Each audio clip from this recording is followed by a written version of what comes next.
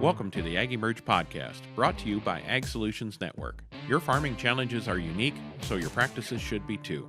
We're here to share emerging ideas, build connections, and provoke conversation. Get ready to improve your soil, your crops, your livestock, and your family's livelihood.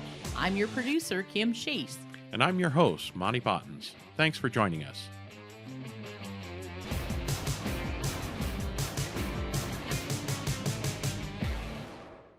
Thanks for joining us. Today, we're focusing on the soil health principles that so many of our guests encourage growers to adopt, and where it's so important for us to first understand our context, knowing what plants and animals flourish in our specific environments. From there, we work to not disturb the soil, reducing and eliminating both mechanical and chemical disruption. Next, we focus on armoring the soil by keeping it covered at all times, as well as keeping a living root in the soil to feed that soil biology. Then we add diversity, including diversity of plants, insects, microbes, wildlife, and finally adding livestock to the land. From understanding water and mineral cycling to how energy flows, Monte says the practices may vary from location to location, but the principles remain the same. On the AgEmerge Podcast, we strive to bring content that helps growers understand how they can adopt,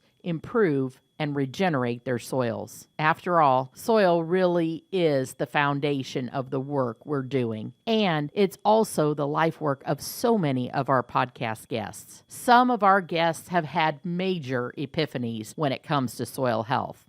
And the great thing is, they put their money where their mouth is and share what they've learned. This podcast is meant to whet your appetite by revisiting some of the great guests we've had and to understand how they've shifted their paradigms, how they've come to the conclusion that adopting these changes were and are necessary in our production systems. We've picked out some great highlights with Dr. Dwayne Beck from Dakota Lakes Research Farm, conservationist Jay Fuhrer, entomologist Dr. John Tooker, Aaron Martin, founder of Conscientious Ag Solutions, and Dr. Alan Williams from Understanding Ag. These folks are a powerhouse of knowledge. So let's jump right in. We start off with Dr. Dwayne Beck from Dakota Lakes Research Farm. Dr. Beck's work on developing and promoting diverse no-till cropping systems plays an important role in allowing producers to dramatically improve their profitability, while also protecting soil and water resources, enhancing wildlife habitat, reducing net carbon dioxide emissions, improving air quality, and having other positive impacts. Here's Dr. Beck. The thing I've always strived to do is to tell people they have to have a water cycle that operates similarly to what it did in the native systems. And then the ET term, there's consumptive use, which is basically what happens to all your water, where does it go? The stuff that comes off of your land as vapor comes either out of there as transpiration, which is the T part that goes through a plant, and the E part is evaporation. And in nature, very little evaporates from the soil. It is utilized and it goes through the plant. So take the E out of ET comes down to when, if we're talking about Eastern Colorado, which you were on the last podcast, I guess, did a lot of work there with Randy Anderson when he was director at the Akron USDA station there. And I kept telling him he didn't have enough residue. He wasn't keeping enough residue on the land because it's that mat of residue, or that duff layer, is the first way you take the evaporation out, because evaporation makes you no money, and it causes some other bad things to happen actually in terms of salinity and stuff. So that layer of residue, so if you don't have enough residue, you can't really make the system function like it should. If you go into any natural ecosystem other than a desert, the soil is always totally covered. And farmers have seen that layer surface layer as being a problem. And I, a lot of times when people are here and we go around the farm, they're just amazed at the level of residue that we maintain. And I continue to say, I think I've got it on somebody's video, somebody that was here one day, but I'm saying residue is your friend, not your enemy. It's a little bit like the Finding Nemo thing. Fish are friends, not food, right? So your residue is your friend, and maintaining that residue lets you take that loss of water out, and then you can use the rest of it, and then you start building the system. And in Colorado, the problem was lack of diversity in their system. They're doing wheat summerfallow, similar to here. I mean, the things they were doing when we started with things like wheat and summerfallow, or maybe continuous wheat at times for a little while, but they couldn't do the diversity because they didn't have the water, but they didn't have the water because they didn't have the diversity. It's almost a trick question type thing. And so the first thing you have to concentrate on is getting the residue up, and then you have the water to start doing things. Now you flip that around to where you go to the eastern part of the United States, where your precipitation exceeds your evapotranspiration type thing in your crop systems. That's where the cover cropping and all these things come in to try to increase the water use from transpiration, so it doesn't get to be a problem in terms of excess water. Because if you have excess water, obviously that causes problems too. So talk a little bit, you hinted there on the salinity part of E out of ET, and I think that's really interesting. First off, if you reduce your E, you need less applied irrigation water, therefore you're applying less salts with that irrigation water to the soil. That's definitely a benefit. But I think you were referring more about how salts and water move through the soil differently to evaporate versus moving through roots to transpire. What can you dive into that a little further? Yeah, and the other part of that thing is macropores. So once you start no-tilling and you get you take a natural system, and I asked this of a guy the other day on the telephone, is if you do tillage, he was from Colorado, by the way. But if you're doing tillage, which he still was, I said, when it rains and you walk in a tilled field, how deep do you sink? And he said, well, as deep as I did tillage, which is, it's an obvious thing. Everybody goes, well, yeah, I'd sink down to where the tillage layer is. Well, that means all your water has stayed at the surface, and then that water evaporates from the surface and the salinity stays on the surface. And if you have macropores, the water goes down the macropores and soaks in from the side. And then if the roots take it out, that salinity stays down there. If you leave it up at that surface, then it's going to leave the salinity at the top. If you exceed how much water you have and don't use it, then it starts to move sideways and goes down the hill, taking the salts with it, and then they come back to the surface and evaporate off of that surface. The water evaporates and the salts are there. And people will go in and till those salty spots, and that's the worst thing you can do. And because that just increases the amount of evaporation in that salty spot and makes it saltier. So, they have to dry that up the hill somewhere and prevent that water from moving sideways down in there. And it all really comes from, looking at how the natural system works and try to mimic those cycles. I don't think long-term we can do it without perennials in the system because we don't go deep enough. And, our annual crops just don't get deep enough, even if we do cover crops. We just don't get the depth out of it. Our tall grass prairie stuff here, which we do have it, you have you have more of it than we do, but our tall grass prairie roots will go 7 or 8 feet very easily. And I know that because I put a frost-free drinker in. You have a solar one. I have one of those heat sink ones that use the soil heat to keep them from freezing. But you have to bury it 7 foot deep in order to do that. And so when I dug the pit to put it in, I had grass roots all the way down, going past that 7 foot area.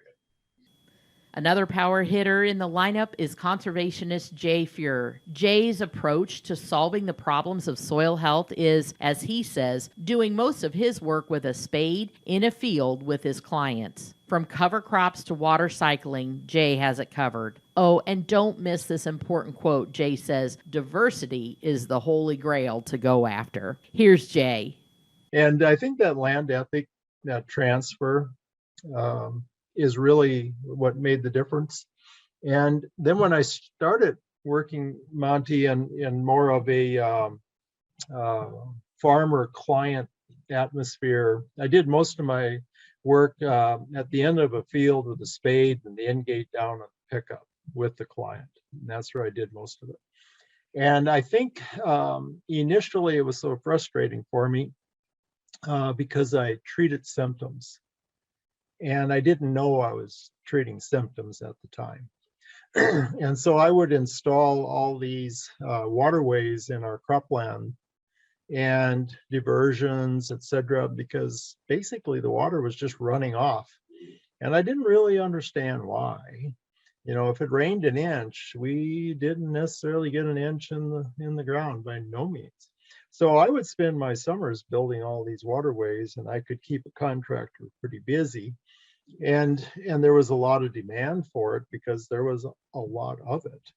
And we were simple crop rotations, we were full tillage, no cover on the ground, no cover crops, really no livestock integration to speak of, and no diversity.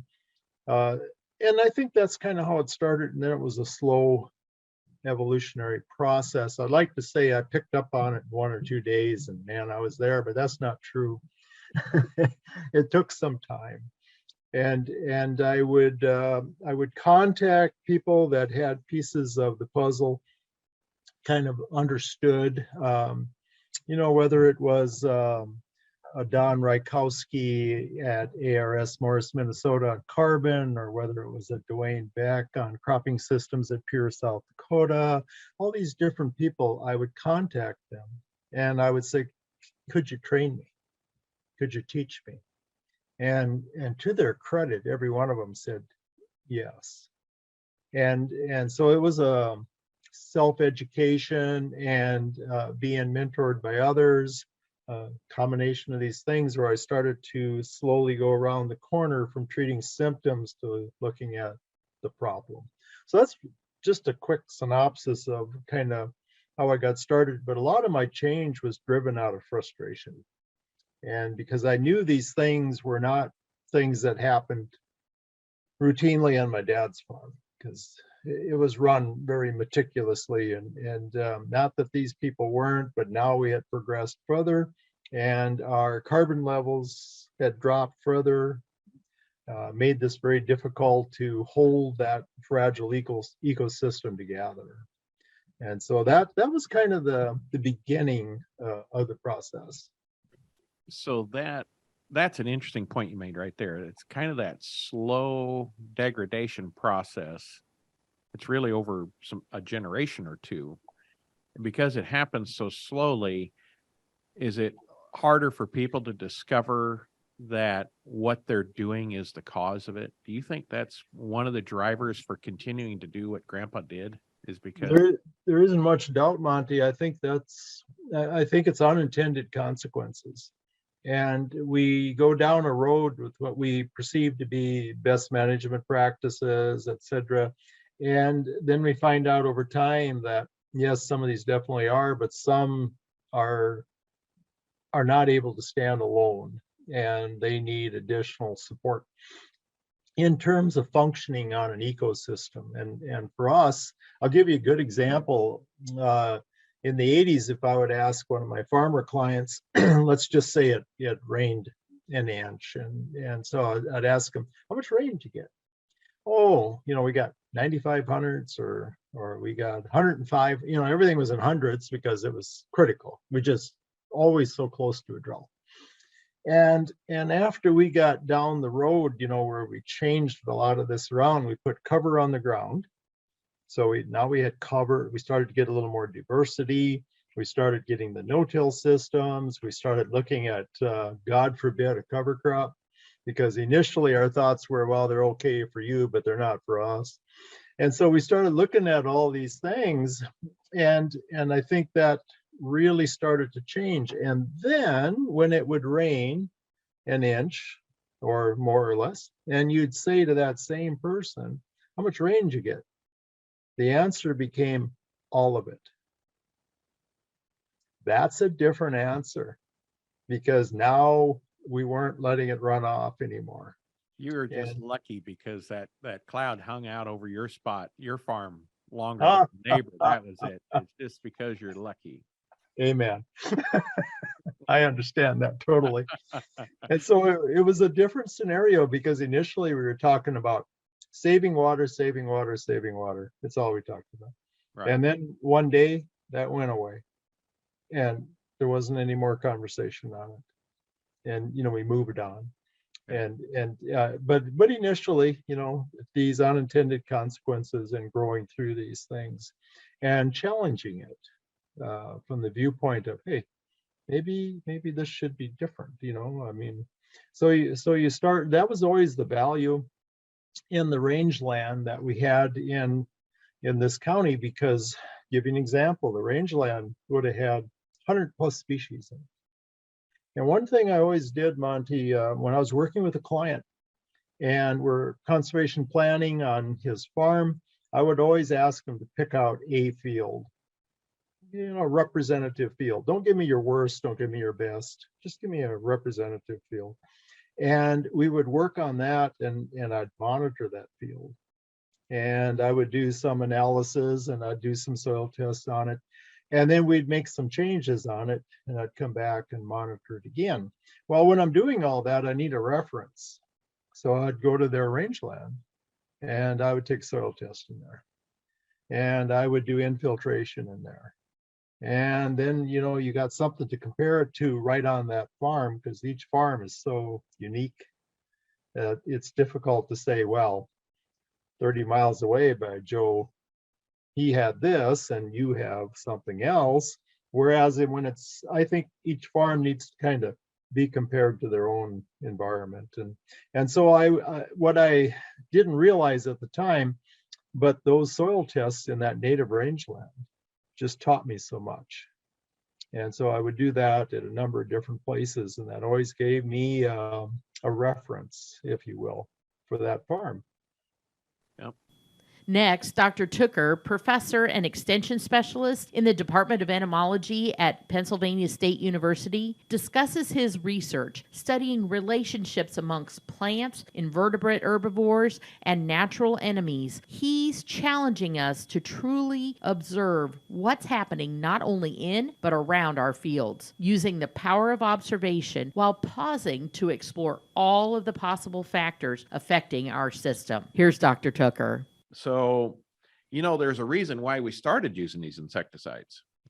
We had problems with wireworms. We had problems with seed corn maggot. We had all these secondary, right? That's pests. And, I remember in no-till digging those up, and you'd see the hole right through a seed of corn that was planted in the ground.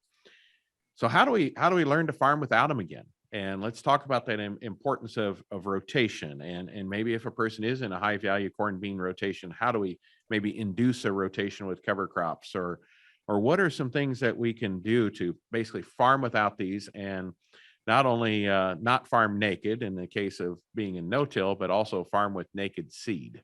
What have been some effective things you've seen, guys that have seen the aha and they're tired of fighting nature, they want to work with nature? How do you coach them to do that?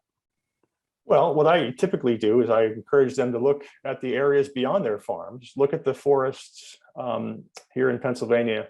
If you're in the Midwest, look at the roadsides where prairie remnants are occurring, and look at those areas and ask yourself, are they decimated by plant feeding insects? And the answer is usually no.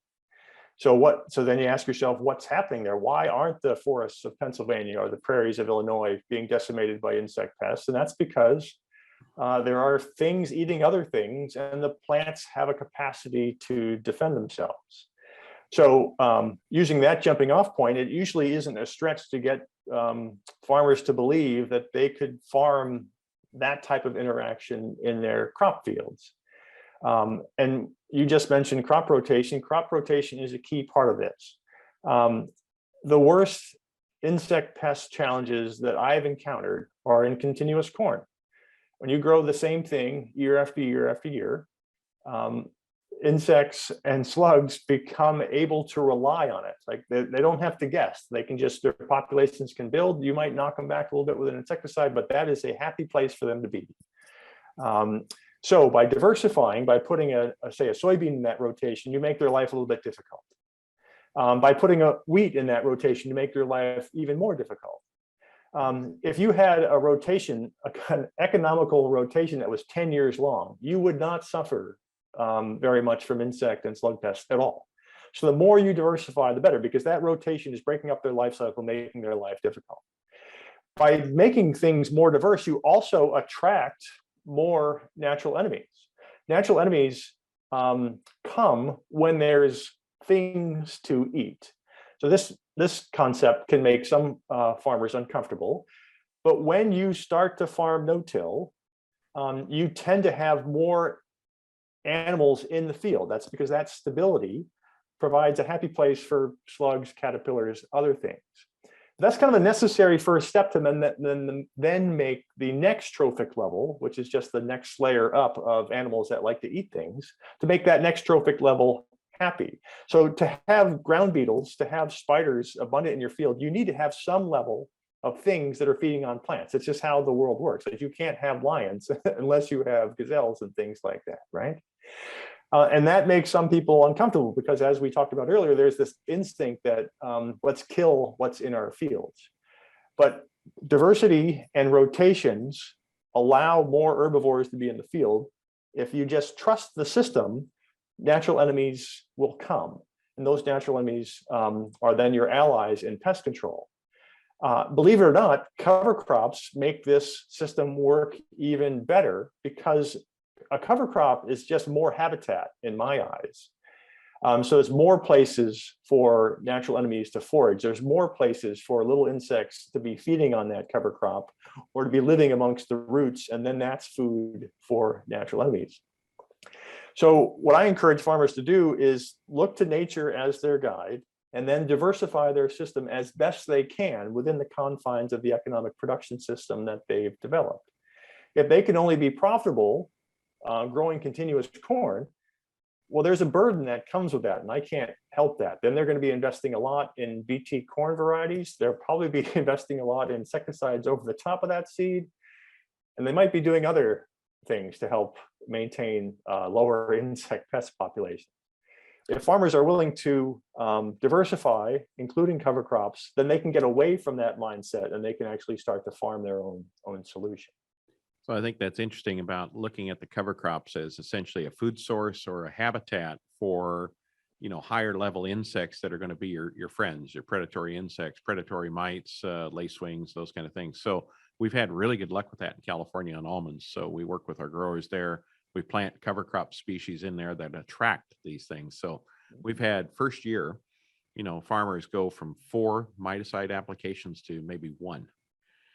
And then the more you can pull that out of there, then the next year your populations continue to grow. So it's kind of this transition period, right? You have to maintain economic viability, but you're trying to do everything you can to not pull that trigger. And then the other thing is it does take a little bit of patience too, because as those beneficial populations are growing, they grow after the pest population grows. So there's a lead lag to it. Yeah.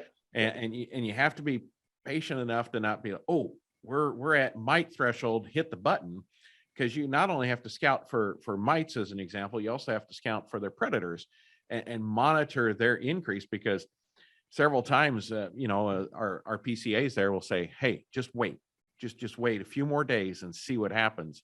And lo and behold, hey, the predator populations are up. The pest pressure has leveled, and we know when that happens, we're going to be on the down curve soon. So it does require some patience and white knuckling, doesn't it, at first? It does. Well, we'd be remiss if we didn't talk about how soil health affects human health. And that's where our guest, Erin Martin of Conscientious Aging Solutions, shares how she's studying the soil health, human health connection. She has a powerful desire to uncover how food plays such a significant role in our aging process. Erin is passionate about soil health and exploring how food is medicine. Her Fresh RX Oklahoma program is successfully helping people struggling with diabetes to source local, regeneratively raised food to address their health concerns. Here's Erin. I started really learning about aging and longevity and what the misconceptions were about aging and what we could do about it. And at the same time, I became director of social services over 7 affordable housing sites for 62 and older. And that's where I saw in real life older adults on 15 to 32 prescription drugs. I saw what food they had access to. I saw what services the insurance paid for and didn't pay for. And I am a systems thinker, and I watch the money and where it flows. And I saw all the systems, and I saw the cracks in those systems. And I thought, wow, we could be doing so much better. So I ended up starting to studying the blue zones of the world, where people age the longest in the world. I actually traveled to a blue zone in Italy with the University of Southern California at the end of my master's program. And I was studying those things and really looking at the lifestyle of these individuals. And one thing that the blue zones had in common was this local food component. And it really blew my mind that there was Himalayan salt on all the tables, that everyone was drinking out of glass bottles. And I was amazed personally, because I'm lactose intolerant and have a gluten sensitivity, that I was able to eat full pizzas with no problem. And I thought, well, that's really interesting. What are we doing in the United States? This is really strange. And I just saw all these people that I had revered as a young teenager and thought, wow, we could be preventing so much unnecessary suffering. And it was actually right after that I had a mutual friend who was actually the executive director of Kiss the Ground. I was fascinated by her work. I didn't have a clue how it was connected to mine. But that's when I asked her if I could be enrolled in the soil advocacy program. And I started studying the science of regenerative farming and soil science, and understanding deeply the connection of food as medicine, nutrient density, soil health, and how that deeply impacts whether we have the increase or decrease of chronic conditions in our lifespan, and how that incredibly impacts not only the individual, but the family unit, the caregivers, the community, and our world, and the climate, and animal health. And it was this huge ripple effect that I had been searching for, because there were all these breakdowns, these cracks in these systems that I had really experienced and seen firsthand. And regenerative farming for the first time gave me hope for the future. And that was really just the beginning. And finally, we wrap up with Dr. Alan Williams, a 6th-generation family farmer and founding partner of Understanding Ag, the Soil Health Academy, and Regenified. Dr. Alan says the very first thing we have to do is transform our minds before we can start transforming our practices. Because if we don't understand what we're doing and why we're doing it, we'll be hard-pressed to see success. Here's Dr. Williams.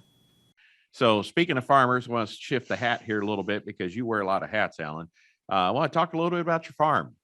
You're probably tell us about your farm, your operation, what you do there, and how that kind of started and what it's grown into. It's that's pretty impressive in itself.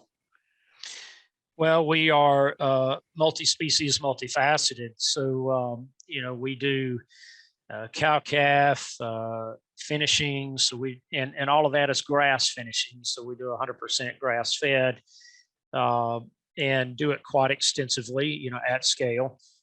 We also do pastured pork, pastured lamb, poultry. We do egg production on pasture. We do broiler production on pasture. We also do market gardens, producing a lot of different types of vegetables and herbs and things like that, and honey production. So have a lot of beehives out, and some timber recreation, host a lot of workshops, a lot of events.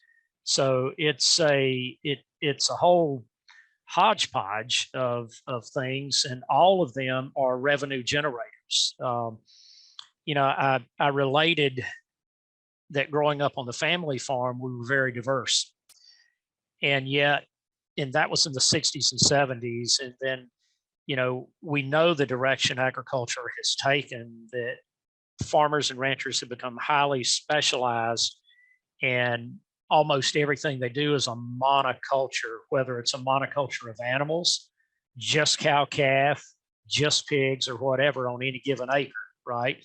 Or a monoculture of crops, just corn, just beans, just wheat on any given acre. And that's their sole revenue stream per acre. And I started on an annual basis. And I started looking at that, and I was like, wait a minute, growing up, we always had multiple things utilizing every acre every year. Why did we get away from that? And so we've gone back to that. And so our goal now is to have a minimum of 4 to 6 revenue generating streams for every acre every year. And you know what? That is easy to do. It is not hard at all. And by the way, they're all symbiotic. They're all complementary. They build on each other. We build biology, diversity, organic matter, and carbon, and revenue a lot faster and a lot better doing this multi-species diverse approach. We're taking a short break to share that the AgEmerge Podcast is brought to you by the team at Ag Solutions Network.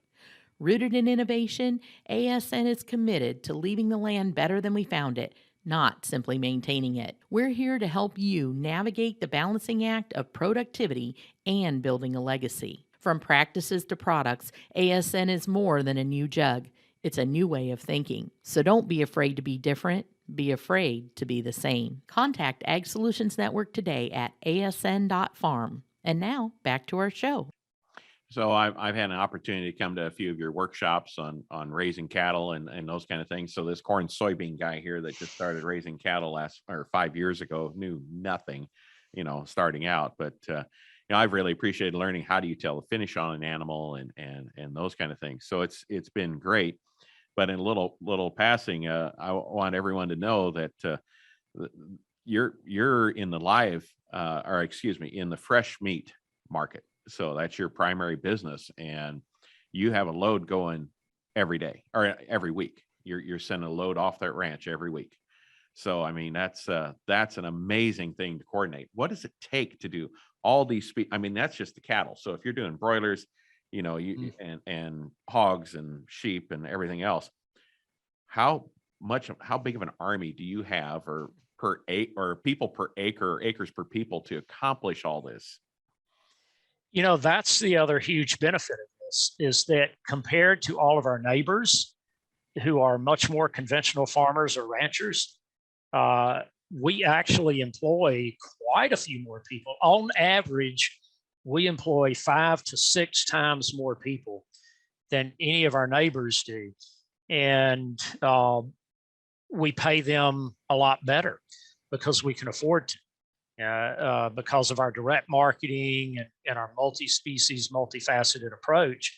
So we are actually rebuilding the ability to be able to bring people in from rural communities and give them very meaningful work. And that's the other thing that we found, that the people that we have, they are outstanding.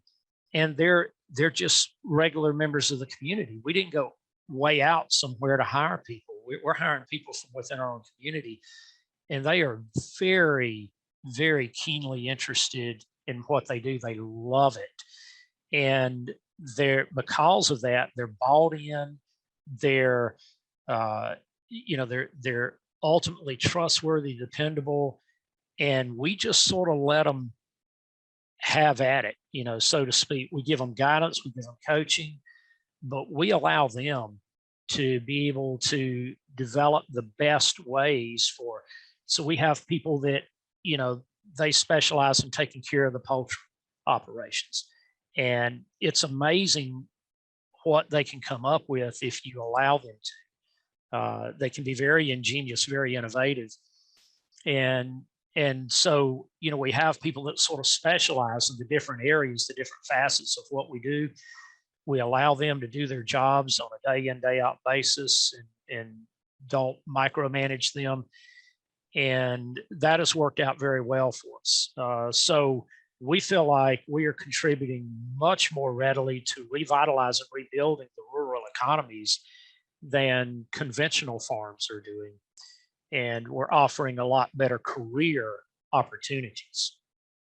So one of the things that often comes up when I'm talking to conventional farmers that have gotten into, maybe they're all almonds or they're only a dairy, or the corn soybean of the Midwest, or corn wheat of Western Kansas, is okay, this is great, okay, but it's a lot of work, and how do I make any money from this?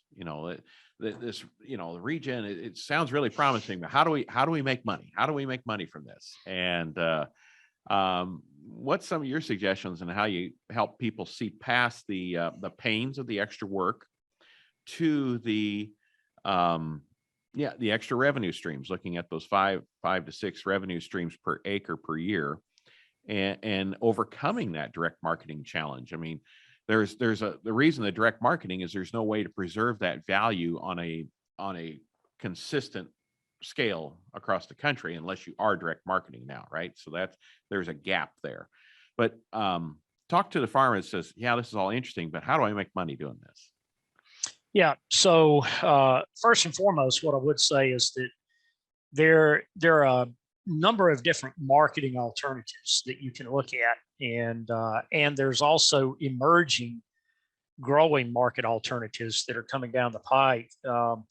But for instance, if you're doing livestock, let's say you're doing pastured pigs, pastured lamb, grass-fed beef, whatever the case may be, or even pasture-raised, where you're supplementing with grain on pasture. There are quite a few branded programs that you can contract with. So you don't necessarily have to be the direct marketer. You can take them to the point of finish, to the point of harvest, and then market them, on a dress weight basis to the branded program. So you do get a premium. Now, do you get as much as if you were to carry it all the way out to retail value? No. But it is absolutely a significant premium over the commodity market for any of those species. So that exists, and that's continuing to grow. And the demand for those types of producers is continuing to grow. And if you're a grass-fed producer, let's say you're a cow-calf, what we're seeing are more and more grass finishers that specialize in just the finishing on pasture. And what they're looking for are heavy qualified feeders. They don't want to have to buy in 4-weight, 5-weight, 6-weight calves. They want to buy in heavy feeders that are 800 pounds or above. And so there's growing opportunity if you're a cow-calf producer to keep your calves just a little longer, on grass, get them up to that 8-weight or so, and then market them for a premium above commodity market to the grass finishers as heavy qualified, grass feeder calves. So there's a whole host of these emerging opportunities. The same thing goes for development of feeder pigs, feeder lambs for those finishing on pasture. So there's a lot of different ways you can sort of play in this sector. On the grain side, what we're seeing is very rapidly growing opportunity for non-GM crops, where you can get a premium for producing and marketing your non-GM crops. And we've got a lot of branded programs that are searching for that. They really want that, and they're having difficulty finding enough supply, enough volume. So those markets are continuing to grow and will continue to grow if you're producing grains. So that's another sector that you can benefit from without, going all the way to retail direct marketing. Now, that being said, if you do want to carry it all the way out to direct marketing, again, pretty much all of us within Understanding Ag on our own individual farms, that is exactly what we do. And we have found this to be very rewarding. It's actually not hard in today's world. There's a fast growing segment of the consumer population that is willing and searching for foodstuffs direct from a farm, direct from a ranch, and are willing to buy them from you on a consistent basis. For instance, like one of our clients, Seven Sons, the Hitz Fields in Roanoke, Indiana, they've grown their customer base to more than 10,000 families that they now sell product to on a week in, week out basis from a single farm. So it's not hard to do. You need an education, just like you would educate yourself in any other endeavor that you would do. And, we offer help in that regard. Seven Sons offers a lot of help. There's a whole host of educational opportunities to be able to learn how to effectively direct market, to learn about the processing, the cold storage, the packaging, fulfillment, all of those types of things. And what we do is we just simply hire people because you can afford to. Okay. You hire people to do this. It's not that you have to do everything. You can't. And if you think you are, you will fail at one or more of the things you're attempting to do. You either have to have family members that is going to be their primary job, okay, sales, marketing, whatever the case may be, or you've got to hire the people that can get that done. But my point here is that you can afford to do that, and you can afford to hire good people, and good people make you money. So to summarize that a little bit for the farmer that's saying, how do I make any money out of regen? First off, you're asking the wrong question. I think you can, it's like, yeah, just look for it. And I think that sometimes it's so different thinking that we mentally lock up. And like you said, there's more margin in there to have more people. You have to grow beyond yourself as a farmer, especially if you're the farmer who's the owner operator, right? So yes, going from an owner operator to a business owner, that's a big step. And there's other resources out there. One of my favorite books early on was Robert Kiyosaki's book, where he talks about going from an employee to self-employed to business to investor. And I think that's just a mindset thing. But bottom line, you're saying today there is more than ever marketing opportunities to connect direct to consumer. It's easier than ever. We have better technology than ever to do it. And finding those other markets, whether it's, a specialty grain or non-GMO, whatever, it's as simple as spend a little time on Google and you can find it, right? So bottom line, Alan Williams says, no excuses, get to it. Can I quote you on that? Absolutely. Absolutely. Well, thanks so much for listening. We hope this podcast reprise encourages you to listen to those full podcasts. It's always great to talk about all things soil health. And as always, if you'd like to learn more about what we're doing to help growers implement soil health practices, check out our website at asn.farm. And there you can click on links to follow us on Facebook, Twitter, Instagram, LinkedIn, and YouTube. There's a lot of great things happening and always something to learn. Thanks for listening.